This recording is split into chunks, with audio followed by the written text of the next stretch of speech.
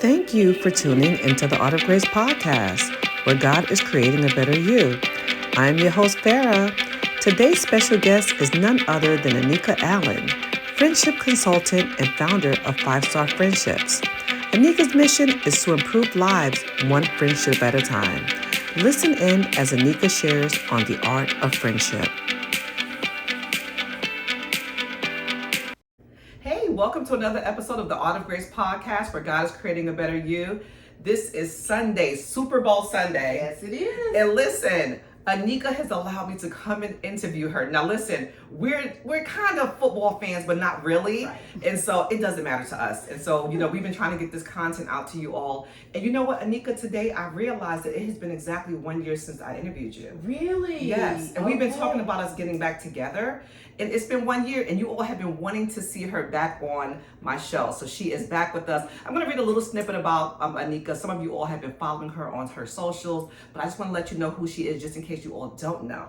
So Anika Allen is a friendship consultant and founder of 5-Star Friendships. Her mission is to improve lives one friend at a time. Anika has consumed years of research confirming how social connection improves physical, mental, and emotional health. She offers group workshops, private consultations, and a workbook titled Friendships to Go. This passion stems from Anika's friends who have been there for her in times of devastation and celebration. Mm-hmm. Many struggle to find their right tribe, and the consequences of loneliness are life-threatening. It brings her immense joy to help people of all ages improve their social health and discover a new level of happiness. Welcome with me, Mrs. Anika Allen. Thank you. So thank you. With pause for applause. Yes. I know at home y'all were going crazy. Now that we're back for part two. Part two. Can you believe it? Anika, as I was on my way here, I want to say that last year when I met Anika in February, we interviewed, I met her, and I was like, hey, I want to get you on the air, and she was on the air with me within the week. Mm-hmm. So same thing, we have been trying to interview, and I feel like the timing, I was on my way here today, and I'm like, wait a minute, she's going to be my first episode of the year again. Because that happened last year. It was, that's right. It was like you were my first episode, and your episode has reached so many heights. I was sharing with her a couple of weeks ago that I was checking my algorithms on the stream. I have Buzzsprout and Apple and all of that. And her episode was one of the most listened to, and somebody was listening in Singapore.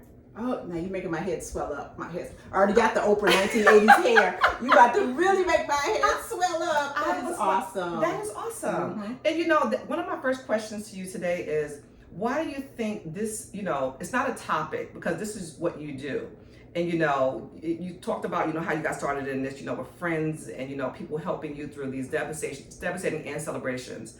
But why do you think that I'm still interested in it as a viewer? Because, every time you talk about this, it expounds on it. Mm-hmm. Like it's ever growing. Yes. Now, interestingly enough, Super Bowl Sunday is filled with a lot of excitement and everything. This morning at 5 a.m. I got up to do a radio show. Yes. At 6 a.m. And I was thinking to myself, I'm going to give 110% as usual. But, I don't know how many people are listening, right? Yeah. And the people who called in, I'm like, they were calling 6 in the morning, people. Yes.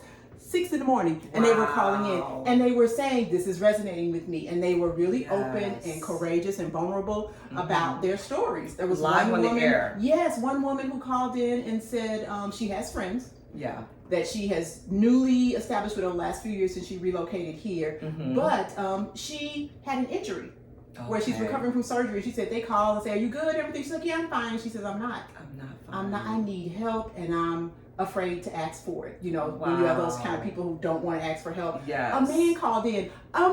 People, they never want to be vulnerable. I shouldn't say never, but it's rare. Yeah. Because of the way we socialize them. And he was being very honest about some struggles he was going through in his marriage and being under stress and trying to keep a good face for the children and not having a friend or an outlet to go to. And he just felt like he was suffocating. He said, all I do is go to work and take care of these kids. Yeah.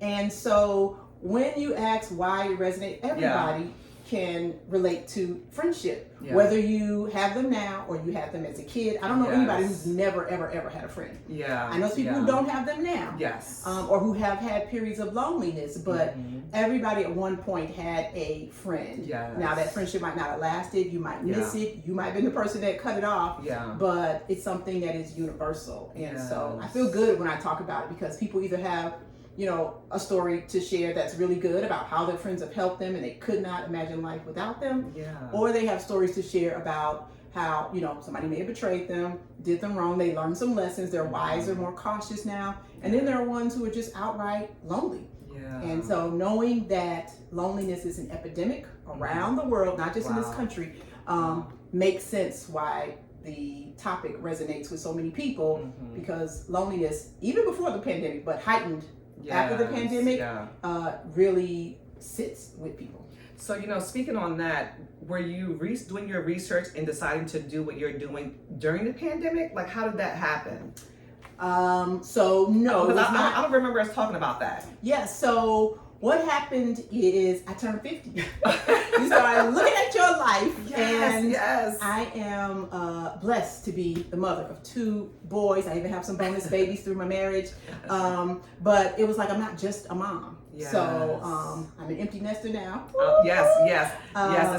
It's a few of us in our age group who are empty nesters. I still have my son at home, but he's one step from being trying to get him out. Come on, baby bird. Yes. Come on, baby Come bird. on. And so when I hit that 50 milestone, I just started to look at my life. Not that I was disappointed with it, but I felt like something around a serious passion was missing. Okay. And so I wanted to find something that sort of lit me on fire. Yes. And that wasn't work, right? Because work for us, we do it not, because one, it's our careers, it's our jobs, but you were looking for something that you're going to be passionate about. Correct. Something that really excited me. And so if you guys know Elizabeth, she wrote the book Eat, Pray, Love, and then it turned into a movie. Yes.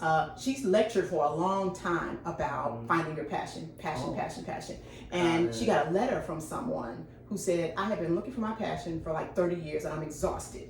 30 years. And she said it hit her. She said, we had so much talk around what's your passion, and people who didn't have something that lit them on fire felt bad. Yeah. And she said from that day forward, she stopped telling people to go after their passion. She started telling people just to be curious. Ooh. Embrace curiosity, because you just never know what might spark you. Yeah. And so I'm a big book nerd. I love to read. I'm a podcast junkie. Yes. Yours, of course, is on my list. Yes. And so I'm listening to a podcast one day, and I learned from the Harvard study of adult development, the longest running study on happiness, that the number one thing that determines your long-term health and happiness is social connection. Wow. The quality of your friendships and relationships in your community. And something just sparked within me, and I started doing more research, and I got down this rabbit hole, a good rabbit hole. It's a good rabbit hole. Yeah, and I talked to my family, and my sister's like, you were born to do this. This is what you do. You've always been someone who tried to bring people together, to connect folks, and why not, do it professionally and do it so other people can see how it works. Yeah. And I was going to ask you this question because you were saying that some of us, we all have had a friend at some point. I don't really hear you talk about kids, like starting out young with a friend. Like, you've been talking about the adults. Yeah. How, let's speak on that a little bit. That is a great point, because you said in my bio, I talk to people young and old. Yes. I just did a series with some teens to talk about, because it's really important, especially for you parents out there. Yes. If your son or daughter is telling you that they are upset about something related to a friendship, don't downplay it. Like, oh, that's just some play stuff. Yes. I send you to school to get an education. Who cares? What does the Will Smith song say? We do brush it off. Why do we do that? And you shouldn't, because those relationships have merit. They are valuable, and they are impactful in terms of how happy your child will be. I'm not talking about being in the IT group or being in the A club, but having those social connections will make a huge impact on them long term. And Yeah. so one of the things I talk about is everybody's familiar with stranger danger. Yes, yes. You hear that, everybody? Talk Stranger about, danger. Yeah, don't take candy from somebody. Yes. They don't have to look all crazy. You know, don't go find somebody's Yes. lost dog in the park. We teach our kids this from really little, Yeah. but we don't really talk about how to make friends. Yeah, we don't. And we don't role model it, like doing role playing with them and Mhm. talking about it. So a kid who might be more shy or more introverted, Yeah. talking to them about how to go up and have the confidence to say, hey, you know, I like Power Rangers, so Yeah. do you. And encouraging them, you know, Yes. in that. And telling them that it's important to Yeah. have friends, to be someone that other people can count on, and then Mhm. hopefully later in life, you have people you can count on. Yeah. I've also had most recently kids in their 20s come up to me after I do an event, Yeah. and they are saying, we're lost. They should have covered this at school. Wow. Because what happened, they're saying, if I'm not in a sorority or fraternity and I didn't join a sport team, yes. then a lot of times once I leave school, Mhm. I don't have Which friends to stay in touch is my with. son. I mean, he has like one best friend, but what you're, you know, and there are some kids who have situations where they like my son had a health situation where he couldn't be in the school building, and so he did a lot of at-home work. And for these kids who were in COVID, Yes. so there's that struggle right Yeah, there. it is. They You know, missed for out on them. that. Yeah. So I say to parents, I say to kids, it's okay. There are a lot of kids just like you, but you need to be intentional Yeah. about finding that connection. Yes. You talked about us. It's Yeah. been almost a year. Life Yes. happens, and if you don't stay on it and say, we have to do this, we have to do this, Yes. you'll look up and you it's won't have gone. made that connection. Exactly. Yeah. I'm going to share a quick bit of research with you. Those who follow me know that the reason I'm called a friendship consultant, not just because I love social health and Yes. spreading that message, but also because the research is just fascinating. It's like undeniable. So Yeah. people don't think it's just my opinion. Yeah. We're talking about intentionality. Mm-hmm. They asked people Mm-hmm. if they thought, you know, some of the best friendships were formed organically, sort of magically. Or you Okay. just meet somebody and you go, oh yeah, me too. Oh, I love that also. Or Yeah. you know, happen to be in a similar situation. And they asked the people, how many of you feel like it's not necessarily organic, that you have to put a little work and you have to be intentional Yes. with trying to make new friends. Mhm. So they asked the people these questions. Some people said magically it happens. Some people said no, you have to make it happen. Yeah. So 5 years later, Mhm. they look, and the people who said relationships or friendships just happen organically were more lonelier, had less friends than those who had said 5 years earlier. No, I know it takes work. It takes work. So yeah, the intention is definitely needs to be there. This is funny that you're saying this, because we were together in a room like a week and a half ago at Yes. a networking event, Yes. and you were hosting, and you were trying to get the room involved, and to see how you had to get them up there, like Yes. somebody come up here and volunteer Right. and try. And last year when I met you, that day, I was sitting at work, and I had been getting invited to those events like for years. I mean, when I say years. And declining. And declining, or just not showing up. And I was sitting at work, and I had made a goal the December before, and I said, I want to be intentional about a few things. And one of those things was getting into networking. And so that night I said, I'm not going home from work. I'm going to go straight there. Because again, we get home, we get caught up with family. It was a Friday night. It's the end of the week. I just want to chill out. And I was intentional on showing up. And I'm glad I did, because I met so many people, and I met you. And I've been following this research because I am a research junkie too. And so the way you break it down, it just, every time I'm hearing something new. Yeah, I'm glad you said that, because there's someone watching this right now Yes. who has had invitations to things. Yes. And it might be family members, somebody saying, you should come out. Your coworker saying, do happy hour with us. Yes. You don't have to drink Yes. to do it.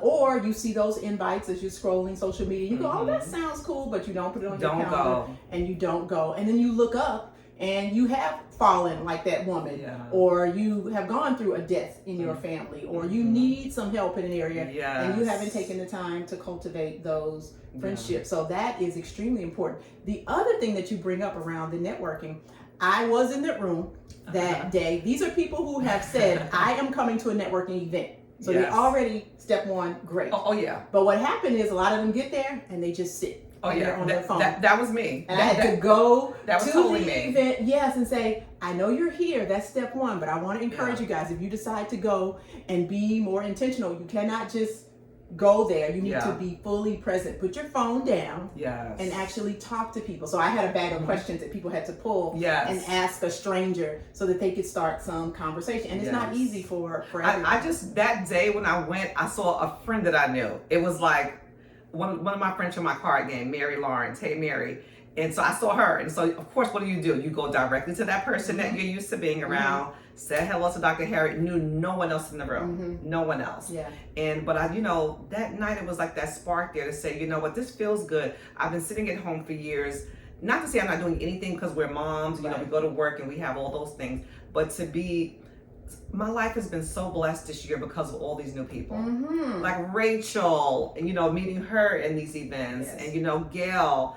And it's just so many names, so many people to name. But if I had not shown up and just had a conversation with somebody. It only takes one little step. Yes. When I was on the radio today, someone called in and said, I saw Anika at an event and she was telling us and encouraging us to reach out. Yes. Now, a lot of times people are nervous about talking to a stranger, right? I'm going to go up to them. What if they don't like me or whatever? And I told them, maybe you need to work up to that. When we talk about strengthening our friendships, it doesn't have to be with the stranger at first. Yes. You can start with people you already know. We talked about those coworkers, that person you see at the gym and you guys just sort of wave and make a little joke.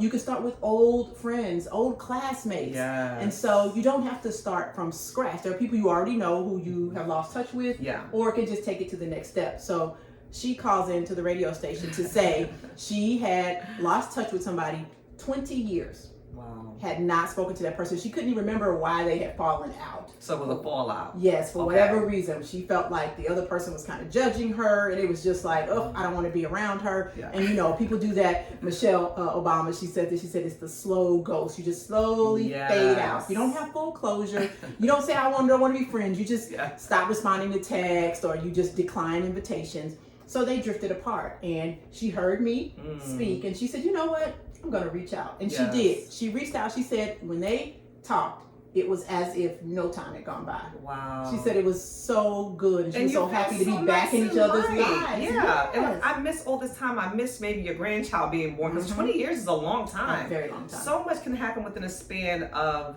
that many years. But I've never asked you this question. What do you speak to in this, where you have a new set of friends not encouraging you to stay friends with your friends? Because you're two totally different groups of people. Oh, so you're saying it's like a little bit of jealousy? Yeah. So your old friends are saying, why are you hanging with these new people? Or just like, what is that about? Oh, okay, I got you. you. Now, first of all, we have to own up to the fact that that's a natural feeling. I have had it myself, right? Trying to get in touch. So what was yours like? Well, just trying to get in touch with a girlfriend we hadn't really connected. We normally, see each other or on a weekly basis, and she's been really busy. And then I go online, and I'm like, what is she doing without me? I thought she was too busy. Now, turns out that was some family members of hers. I was like, I don't care. I don't care if y'all blood. We have a thing here. I need you to make me a priority. So it's natural to feel that way. Okay. But so people are going to have little moments, right, where you might not hang with the same people. But if it's for a prolonged period of time, I would say, first of all, to be having honest conversation with your friends and say, I have met these new people for XYZ reason. Yes. Now, it could be usually one of two reasons. One, you're not getting something from your existing friend group. Yes. Or two, your existing friend group is great, amazing, but they don't have something that you need. Yes. So you're a new business owner. None of them are entrepreneurs. Yes. So you have some new friends who are entrepreneurs because you're learning from them. Yeah.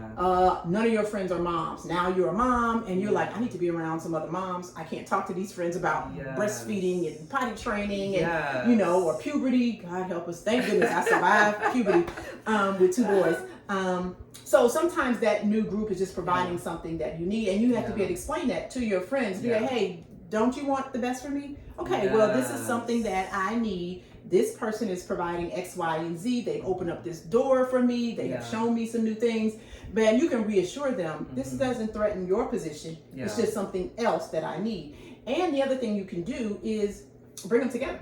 Yeah. You can actually invite them and say, there's nothing to feel threatened about. Yeah. If you want to go, and usually they might decline. I mean, why in our good old age do we have to do this? Still do. I know. Right? I know. Because no matter how old we get, we still are little girls on the inside, okay. you know, and there are still mean girls out there, there's still insecure girls out there, like all of the things that we felt growing up are still there. Because I mean, as friends, you know, we grow attachments to one another, you know. So what's some of the things that over this past year since we talked the last time, what's some of the new things you learned this year about friendship? Because every time I come to something that you're speaking at and hosting, I hear so much new research. You know, it's like this rabbit hole. Of, you know, oh, I can grow there because it's a part of growth. Yes, it is. Yeah, absolutely. You know, the other night, on Wednesday night, I was going out. Tuesday night, it was a networking event, and I didn't want to go by myself. So usually I'll do a little text, hey, you know, you want to come with me?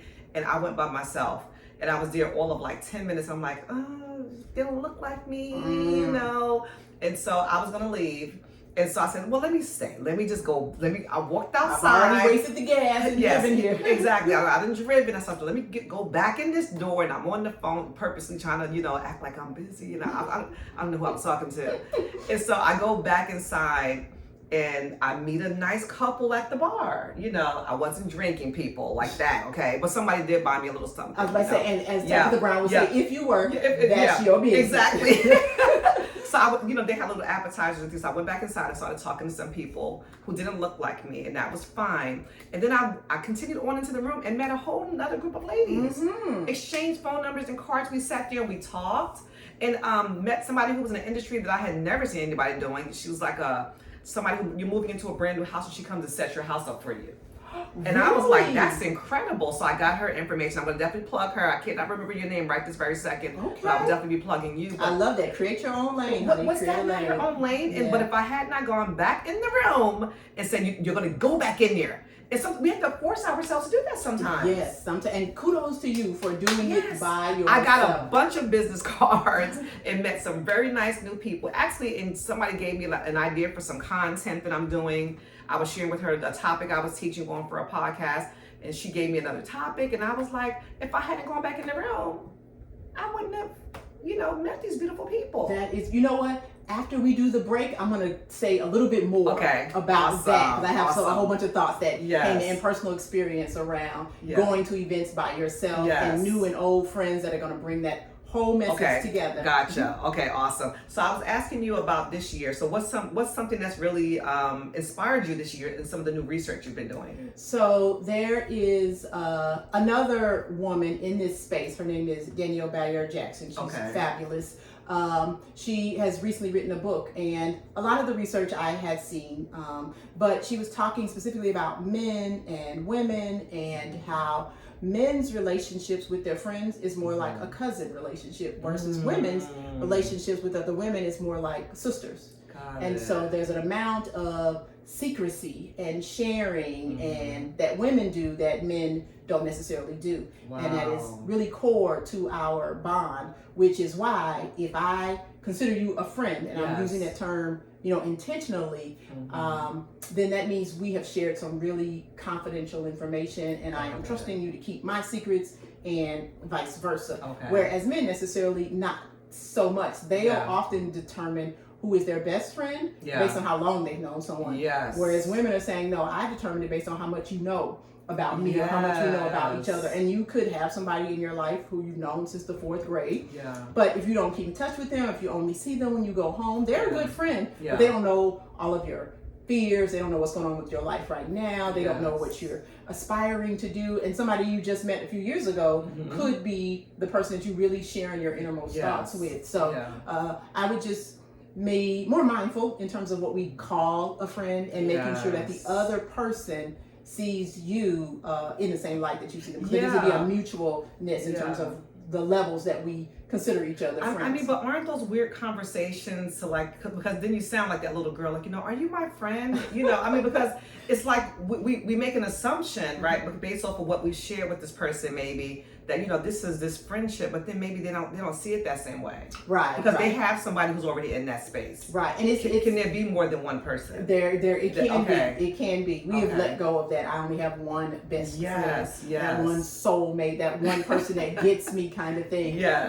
We have matured past that, but it's okay. Friendship, real strong friendships takes vulnerability, and you have to be willing to say, I'm feeling some kind of way. I feel like I'm prioritizing you higher than me or whatever. Yeah. And just have that conversation. Yeah. You know, it's funny because I think that this is something that I've learned recently, is that because I'm a part of a friend group, it's an automatic assumption that I want to be a part of their friend groups. Right. And I know me and you know each other. Right. And I was just having this conversation with a really good girlfriend this week. Like, you know, we had gotten invited somewhere, and I'm like, I'm not really interested in that. You know, but it's like, oh, when you're a part of our group, so it's assumed that you're going to go over to this other group. And I'm like, I'm not really interested in that. Right. So how do you, you know? That's what I was saying. After we come back from the break, I am going to talk about bringing those two worlds together. Okay, gotcha. So we're going to take a quick break as Anika shares some information with you about what she does. So stick with us, okay? Hey, it's Anika Allen, your favorite friendship consultant. I hope you had some aha moments in part 1, because there's even more coming up in part 2.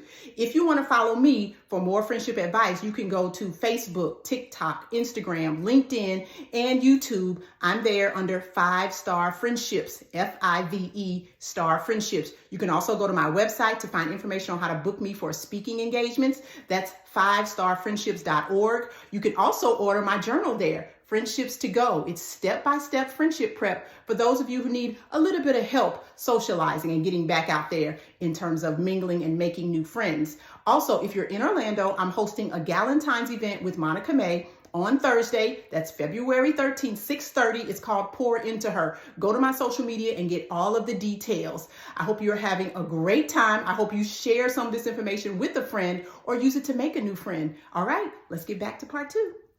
Hey, thank you so much for sticking with us. Are you enjoying Anika Allen? I knew that you would. This is why we're doing this part 2. And so we're going to dive back into what we kind of stopped at, you know, before the break. Yeah. And listen, Anika shared all of her information with you. So reach out to her. Make sure that you buy that journal. And look, reach out to her for that event that's coming up, because we want to see you there. Yes, thank you. So what did we end with? So because I was about to go deep. You said Farrellist. Hold on into the second half. Well, you were talking about having friend groups, right? And then how you mix the two when you start to interact with other people.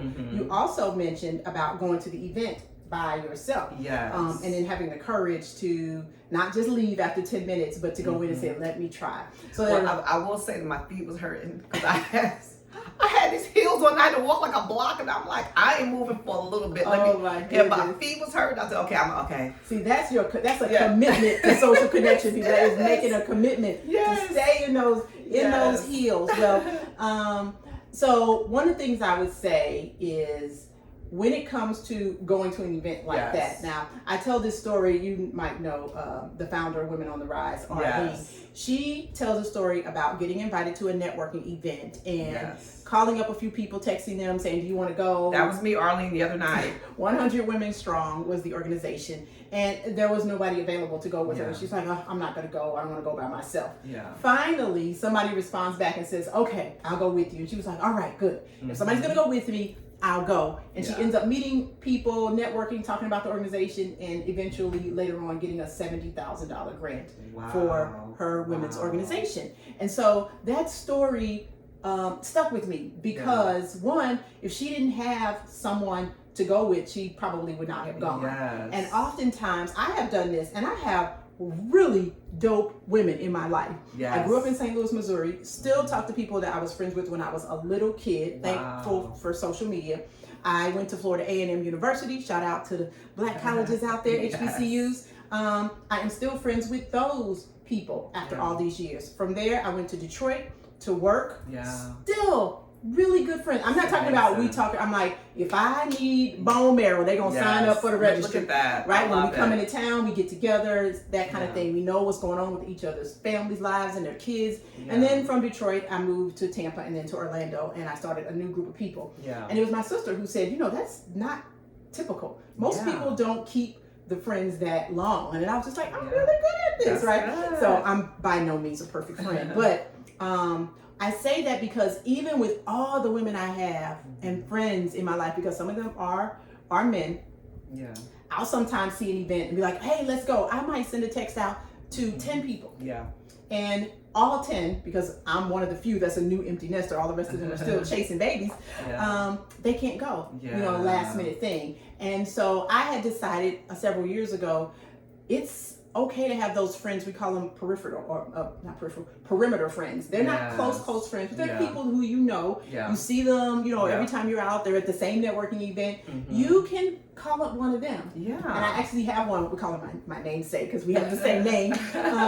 We don't, see each other all the time, but she's one of those people. If I'm like, hey, this is going on, I always invite her to stuff. Sometimes she can make it, but if you just rely on that one core group all the time, there are times when they are not available. So you need some other people in your life. You really want to check out this vegan festival, or you want to go to an art thing, or you need somebody to meet you at a networking thing, so you're not there by yourself. It doesn't always have to be the people who you are closest with. So making some of those perimeter friends, going just one step further with that mom you always see when you drop your kid off, or again, that person at the gym, or that coworker, it can help. And like in Arlene's case, having somebody to go to that women's event with made her feel more comfortable. She ended up winning a grant. Wow, that's amazing. And I met a very nice lady who you brought with you to the networking event. I didn't get her name. I cannot remember her name, but she got on camera with me. She's one of the last ones to get on camera with me. Zaide, yes. Love Zaide. Oh my gosh. She is phenomenal. So Zaide, we're going to get together for sure, because I'm so happy she showed up, and I didn't know her, and I said, come jump on camera with me, and she's a realtor. Oh, Zaide, we're going to talk for sure. She's not just a realtor, she does public speaking. It's even the sound of her voice sounds like she should be doing speaking. She would be great to talk to. Lots of valuable knowledge from her and her life experience. And she's a fellow Northerner, New Yorker. That's what I got from you then. So we're going to definitely get together. She's suspicious like you too. We were talking about that. Suspicious about new friends. Anybody else out there, you New Yorkers or you Northerners? She is telling my business. So I was sharing with Anika during the break that I am a suspicious person. Like, I break things apart, and I mean, it could be a good or bad, right? So when I am diving into friendships and relationships, and I actually, it happened twice recently, and I called another friend. I said, this girl's been calling me. She wants to connect. I wonder why, Why am I wondering? Maybe she just really wants to connect, but it's just that natural part of me that puts like this little bit of a wall up until I get to know you. And so I think I'm so happy that I spoke to the other person. And I mean, it wasn't negatively. I said, I just don't know. What is this person about? I saw that you know her. She's like, oh no, she's cool. Like that's just who she is. Right. And I'm glad I said something, because now I've gained a new friend that I was about to say, no, like I'm gonna block you. Well, it is important that we stay open. What is that? Friendships, friends of our other friends, right? So when we're talking about, you have one friend group, they're good, and they should not make an assumption that you want to be friends with all of their friends, right? So you have a friend, they're inviting you to do something, and there's nothing wrong with their friend group. It's just something you're not into, right? Maybe they are going to meet up and a cigar bar. And I think that's what it was with this other person. I thought that maybe she wanted to sell me something, and I was like, I don't want to buy anything. Well, that's just so me. Suspicious. So suspicious. So suspicious, and my son is like, Mom, please stop it. So I'm so happy that we're talking about this. So what do I do about this? My opinion is stay open and go. Okay. Now I know there's two camps of people who say, I give you full trust until you betray me. And you show me otherwise. And there are other people, you New Yorkers, that say, I trust no one until you prove to me that you have earned my trust. You gotta prove it. And so I'm leaning more on the camp. I'm a person, I'm going to trust you, give you the benefit of the doubt. I mean, I'm not talking about every single person. We got to use our instinct when we're out, but to go and see. So if a friend who you trust invite you and say, hey, will you come? And maybe you're not into camping or whitewater rafting, or they go into the cigar bar and you're like, I don't want to smell like cigars, right? There's some things, if you just want to say, no, it's just not for you, that's fine. But if they're inviting you to do something and it's really important to your friend, I would say at least try it once. And then you can have your own information to say, I went, that's not my thing, or I don't need any Tupperware, I don't need any Avon, I don't want to be sold. No disrespect to Tupperware or Avon, I have them both. That's okay, but I would say stay open. Don't automatically assume that just because you don't know them that there might not be a benefit to you. There's another woman, I can't think of her name, Marissa.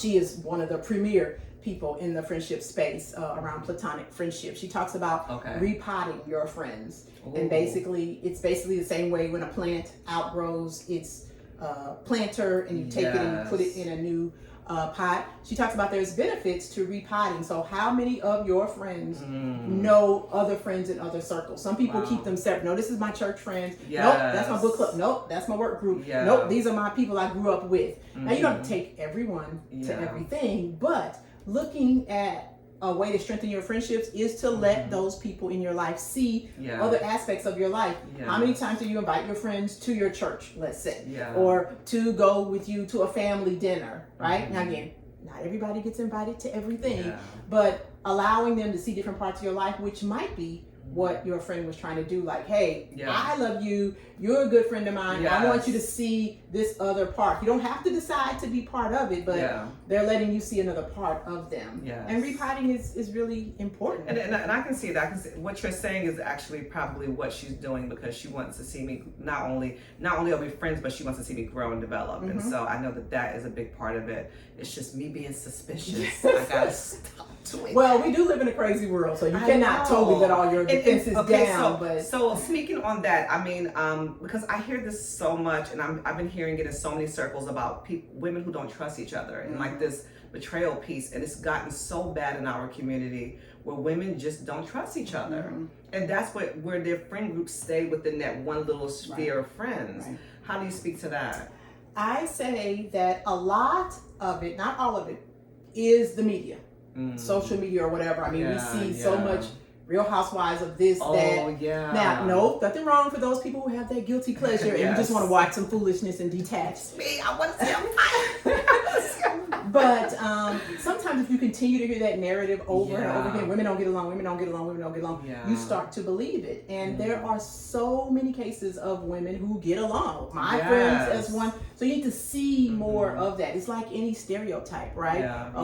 This race of people, they're all like this, or this race of people, and you have no idea there are people of that race who are doing something different than the stereotype. So that's the first thing I would say. Sometimes we have to get out of what the media is feeding us and look at our own real experiences. Because I just know too many women who get along wonderfully, and if we promoted that more, then maybe that expectation would be there for other women. Because it's caused me to, I love being in circles, I love being out, I love networking, I love being in different groups, but then there are times when but I'd like to do a lot of it by myself sometimes too. You know, it doesn't have to be with a group of people, you know, but I'm intentional on not feeding into that narrative that you know, oh, you over there with that group, oh my gosh, you better watch out, you know. And that stuff, it's a turn off for me, you know. It is. And so I've been finding myself, you know, as much as I love being around a lot of people, that I will go to places by myself to, you know, just to form new bonds and friendships. Yes. And then just even your alone time is important. Having time by yourself. You're going to be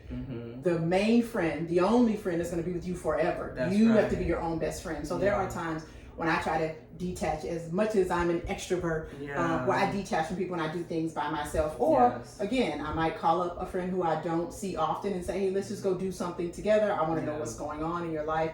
They might not look like me, but they still offer a lot of things of value. So staying open to that is really important. Let's talk about that, because we have not touched on that. You don't look like me. We don't come from the same culture, but yet our culture is like, why are you over there? How do you speak to that? Because I have I come from a diverse city, for one, so I don't understand that. Like, to come to me to say I can't have a friend who's Asian or who's Hawaiian or who's, you know, just any other culture, I don't understand that. That is their issue, not yours. And I will say, and I'm not going to say the friend's name, but, you know, I was at that event and she's like, well, okay, that's not our people. And I was like, oh, and so that resonated in that one. Okay, you know, let me go ahead and go. No, let me stay. Right. And I'm glad I did.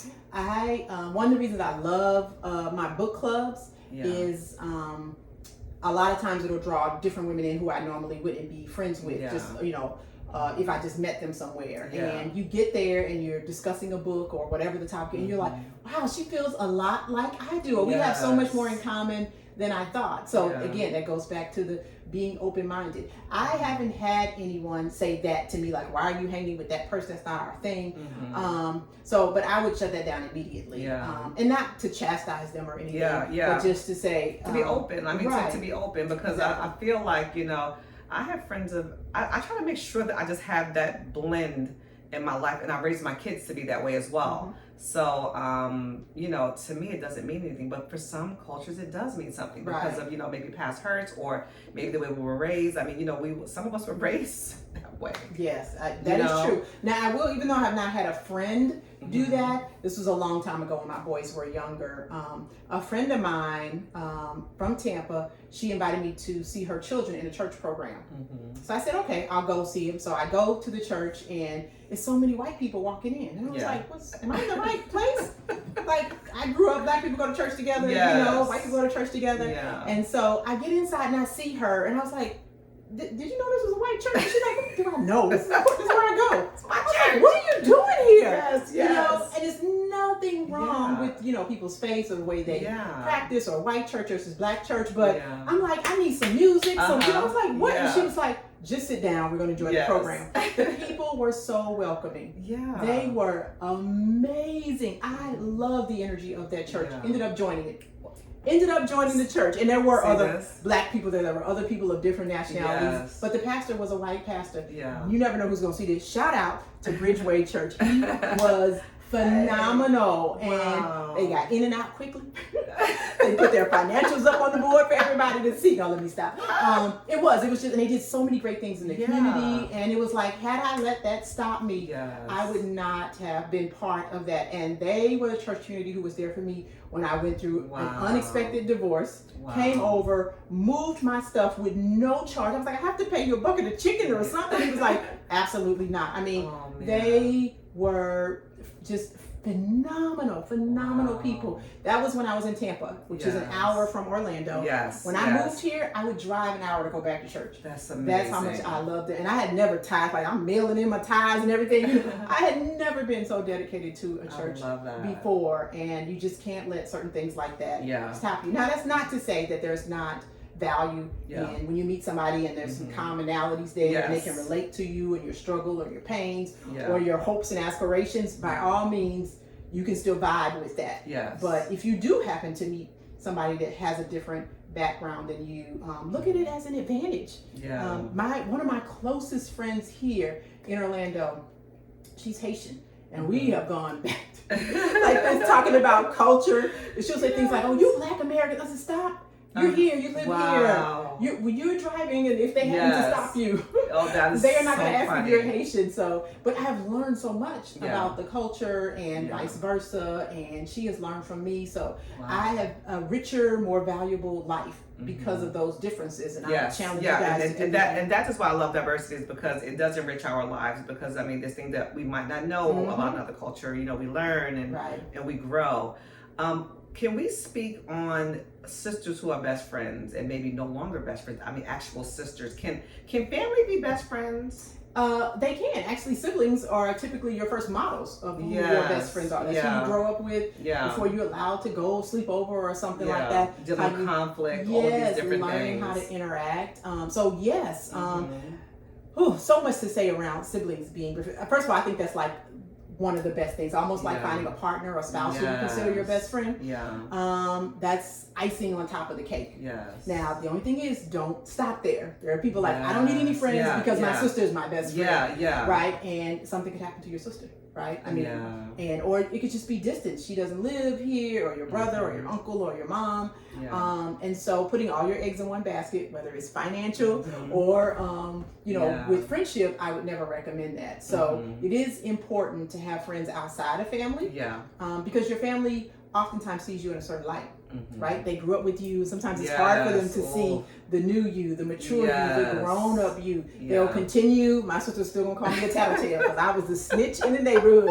Don't do something around me. I was like, I'm gonna tell my daddy. I'm gonna tell my daddy. I was such a goody two shoes. And so some of what she sees, because I only have one sibling, she is my sister, and she is in some ways my best friend. She knows the most about me, and she's my number one person if I need tough love. I love that. But I cannot just have her, because sometimes her opinions are because we can as sisters. Is she older than you? 1 year younger. Okay, but we can kind of come up as maternal. Yes, which is what we fight about because I'm doing that to her. Okay, sister, because that is definitely me with my sisters. So let's speak on that then. So yeah, so how do we blur those lines? Yeah, or unblur them. So yeah, it's just really when you get to a certain age, you need to be able to have those conversations and say, you know, you are the person that I've known the longest, right? Yes. That's your sibling. Yes. But that doesn't mean you know the most about me or that you know everything about me. And there are other parts of me I like to explore. Sometimes I don't feel like I can, let them truly come out around you. But I would say you don't have to necessarily unblur them. It's just as long as your siblings are fine with you having other friends. Then you're okay. Because speaking to my daughters, I'm sure they'll be watching this because they do everything together for the most part. They have each other. But I'm like, hey, you guys need your own friends. You guys need to, you need to go your way. She needs to go her way someday. Right.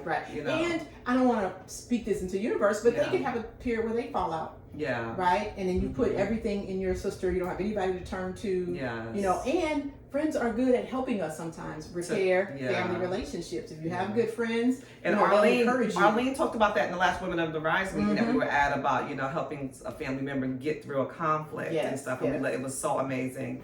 Speaking of conflicts, so you have these good girlfriends, you have these good friends in your life, working through conflict to make the relationship last. Yeah. So that's not the word make, to help to assist the relationship. Right. Where it's not just this falling apart where you go your separate ways. Right. Well, the first thing is to already understand that there will be ups and downs. It's kind of like somebody getting married and they stay in the honeymoon phase and they're so focused on the wedding and the color coordination of the flowers and the cake. And then they get everything to the actual marriage and they have a fight, they have a disagreement, somebody has an addiction, somebody gets sick, somebody's job, and they're like, this is not what I signed up for. That is what you signed up for. Even you said sickness and in health, richer, poorer, better, or worse. And so going up front that even though this person is a good friend of yours, that you will have rocky times. It doesn't have to break up the friendship. Now, obviously, if it's repeated behavior, if you're feeling like you're being used in any way or they're not really hearing you and you have tried multiple times to get that message through, you might have to take a break. Not necessarily break up, but you might need to take a break from the people. But I would say that's the first thing. Like, it's okay to say, you know what, to have an argument with a friend or to disagree. Maybe you're doing something in your life they don't agree with it, or you're feeling judged for it. You shouldn't be doing that with this man, or you shouldn't be doing. Get your life together. You know what I mean? And sometimes it can work your nerves, but you basically have to look at it like a scale. Do they offer more good than bad, right? And if there's a lot more positive things they bring to your life, and I'm not talking about in the past, because people will hold on to somebody.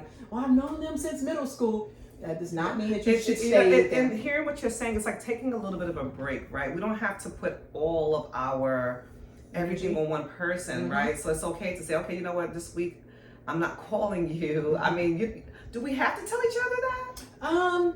Well, it depends. It depends on the friendship, because if you have somebody and that's been the expectation, then it would be good to let them. So if you always talk once a week, a couple times a month, and all of a sudden you need to pull back, if you do that without saying anything, that could, I mean, because the pulling back could be just because I'm busy. If I keep doing this every day of the week, I can't get to what I'm getting to. Right, but if it's a good friendship, they would understand that. So it's okay to say, hey, I know that we do girls' night every once a month or every other week, or we talk.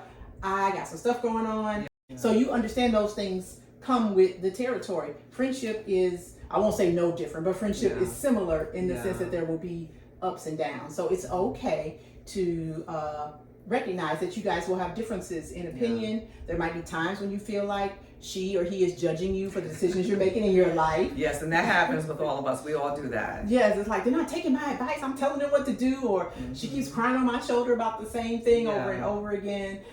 So recognize that that's okay. You can take a break from someone without a full break up. Yes. So what you have to do is look at the scales and see, does this relationship have more good than bad? If it does, then it's worth preserving. But it's okay to take a break and say, hey, I got a lot going on in my life right now. I know we normally talk once a week or twice a month, or we always get together the last Friday of the month for a happy hour. I can't do that. It's nothing against you. I Yeah. just got to handle some stuff on my own. But I promise you, I will check in, in another couple months, and we'll pick it up. We gotta be like, it goes back to communication, right? Mm-hmm. Like, we have such a hard time communicating. Why do we have a hard time when it comes to friendships? Yes, I know. And it's not just friendship that happens in relationships, Yeah, romantic relationships that period, right? people don't want to say how they really feel. You fear that you'll be rejected. You fear that they might not agree with you, that you might cause more of an argument.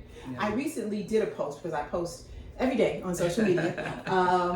I did a post, I'm trying to remember the exact quote, but it was like, it's feels good in the moment to avoid a hard conversation. But if you continue to do that, you'll suffer in the end. So you have to have those difficult conversations now so that you can preserve or strengthen a relationship later. And as you were talking about that, I started to think how this is what we do. We're not getting what we want out of that relationship, so then we try to go to another relationship with the same thing, right? We just drop it. It was like, okay, I can get that from over here. Right. But that's not healthy either, because we've never dealt with the situation. If it was a situation, maybe it wasn't, and we bring it into the next friendship. That's exactly It's just right. this ongoing, thing. This is a cycle. Right. And if you look through social media, there's a lot of people on there talking about all of these problems with friends. Fake friends and friends you can't trust, and no new friends. I don't want new friends. I'm good by myself. And if that keeps happening to you over and over and over again, it's not them. It might be you, because like you said, you didn't resolve what the issue was. The same thing in a romantic relationship. It's just different man, they say, in a different pair of pants. Same man. That's what Yama said. Same man, different pair of pants. Oh my God. So you need to be able to look at that and to say, if I'm never comfortable sharing my true feelings, are these really my friends? You have to be able to take that mask off. You were just sharing. We started with this, and I think I might want to end with this, because we are also social media driven. Is social media really playing a part in our friendships this deep? Do you get a lot of your research from that? Well, it depends. Yes, social media has impacted everyone, even if you're not on social media. It has definitely impacted our society. But I don't paint it all as negative. Okay. For me, social media has helped me stay in touch with some of those friends I grew up with in St. Louis who I wouldn't normally see. But like everything else, in moderation. I say this to young people all the time. IRL is better than URL. IRL is in real life. URL is, where you put a website address. And so we can't think it's a substitute for real connection. That's the problem, when you're like, no, I'll just talk to people. I'll join a virtual group. I'll just text you, you know, and social media having some of these images of people who are with their friends. They're doing girls trips or whatever, but you don't really see like the true person, right? There's a filter over it. You don't see the fight that they went through. You don't see how they help each other. You just see them on the girl trip. Everybody's color coordinated, looking cute. You're like, well, I want that too. Well, you don't know what they had to go through to get there. And then some of the stuff that they are posting is not really authentic. Just had dinner with somebody a couple days ago for my bonus baby's birthday. And so she was talking about going out just the night before. Her sister, and a friend met a woman, had a good time, just kind of partying at the bar. And she said the woman was taking all these videos of them, like, they were friends. And she said before they even got home, because she asked for their number, she said put a reel together with the music in the background, like, she's my best friend, and they was like, we just met this lady. She was clearly, giving off a little air of desperation and trying to present something that wasn't true. But if you weren't there and you didn't know them and you just saw the video, it would look like they were best friends and they were just having a night out at the club. It's so crazy that you say that, because I don't know why I'm so oblivious to this stuff, but people will say, oh yeah, so I watch your social media, or oh, I saw you was with this person, it still boggles my mind that people look at your social media. I don't know why. I think I'm an in-person person, right? Because that's what I'm used to. So when they can tell me verbatim what I said, or and I guess if it's something positive, of course. But it just, I think for me, I'm like, I like that, coming together. So I guess that I gotta figure that out. I feel that is critical. There are 4 things that I'll end with that I feel are important for a strong friendship. One is mask free. You gotta be able to take the mask off. You gotta be able to be yourself and tell them how you truly feel. 2 needs to be mutually beneficial. You can't be just using me because I have hookups and you just want to go to a concert every time and I work at the the stadium. It needs to be something where we both feel like it's beneficial. I'm not always calling you to do something. Number 3 is meetups. Even if you have friends who are out of town, You need to have opportunities where you can meet in person. There is no substitute for looking at somebody's body language, for being able to touch you. Girl, how are you? Know. And not how are you really? Yes. Like, how are you doing really in the eyes? I know we have FaceTime and WhatsApp, but that is not I miss same. my friends. I was just talking to them this morning. We have a group chat. My friends from up in Virginia, and I was like, ladies, I cannot wait to come and see you in the flesh, because I don't want it to just be on social media or just our group chat. Yes, the meetups are important. Being able to see people in person is important. And then the fourth one, mask-free, mutually beneficial meetups, and they matter. You got to feel like you're a priority to that person. You have to feel like the relationship is important enough that you will be intentional and invest time in it. That it's not like, because I hear people say, oh, I can go years not talk to somebody and we just pick right up. In some ways that's good, but you have to feel like it matters. Like if you are gone or missing out of that person, like they would miss you. Because if not, what are you doing? Then what are we doing? What are you doing? Did you all enjoy Anika? This is so good. I want to do a part 4, 5, 6, 7, and 8. I mean, so much good stuff. I know you're going to be having so much new content. You're going to be doing so much more research. So we have to come back together again. Yes. You know, so listen, at the end of the video, you're going to see her platform. It's going to be shared. And don't forget to reach out to her. She shared that with you in a little break during the video. But I'm so happy that you all have tuned in. Do not forget, because I am trying to grow my platform this year, people, to like, share, subscribe, and comment. I always forget to say that. I love hearing from you and I love talking to you. So please, I want you to do that for me, okay, and help me. So please share. And we will see you next time, okay? Have a good one. Bye. Happy Sunday. And listen, I'm going to watch the game tonight. I don't know who I'm rooting for, but I will be watching the game. Doing it for the halftime show and the commercials personally. Oh, yes, the halftime show. Hey, did you enjoy Anika Allen of 5-Star Friendships? It's always so good to learn more about friendships. Don't forget to check her out on her many platforms. And listen, don't forget to subscribe, share, like, and comment to the Art of Grace podcast. Thank you for listening in. Until next time.